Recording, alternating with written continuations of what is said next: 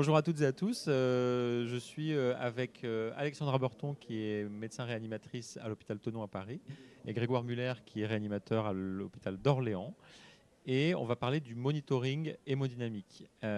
Invasif, pas invasif, qu'est-ce qui est le mieux? Première question, Grégoire. Il paraît que peut-être que le monitoring non invasif, c'est peut-être aussi bien que le monitoring invasif dans certains cas en réanimation? Alors, c'est pas il paraît. Le monitoring non invasif a de nombreux avantages. Le premier que je vois, c'est qu'il est en place dès l'admission du patient et il ne nécessite pas de mobiliser un médecin et des paramédicaux pour l'insertion d'un cathéter artériel, par exemple.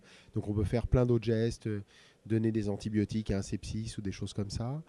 Le autre avantage, c'est qu'il permet quand même de très bien détecter l'hypotension artérielle, à savoir la PAM inférieure à 65, le surdosage en catécholamine et également d'être prédictif d'une réponse au remplissage, notamment sur des épreuves de levée de jambe ou de fluid challenge. Donc c'est une très bonne alternative au monitorage invasif, à mon sens.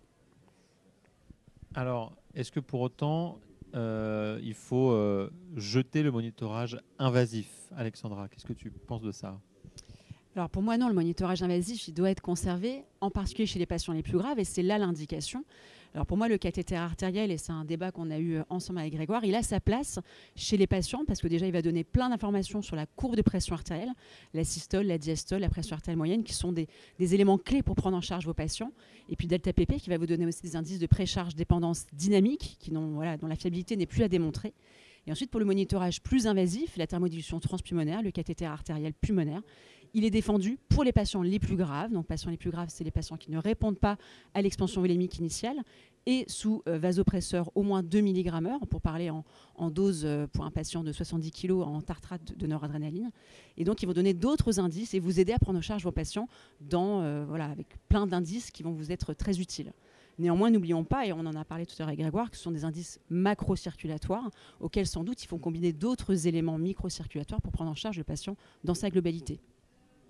Donc finalement, peut-être que la réponse est invasif, pas invasif, tout dépend de la situation. Invasif si ça ne met pas en danger le patient sur un retard d'une autre prise en charge.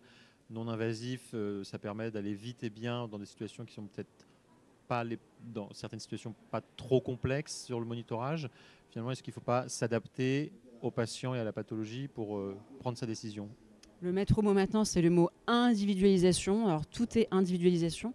Et en effet, l'urosepsis, il n'a aucun intérêt à avoir du monitorage hémodynamique. Sans doute pas d'intérêt à avoir un cathéter artériel invasif.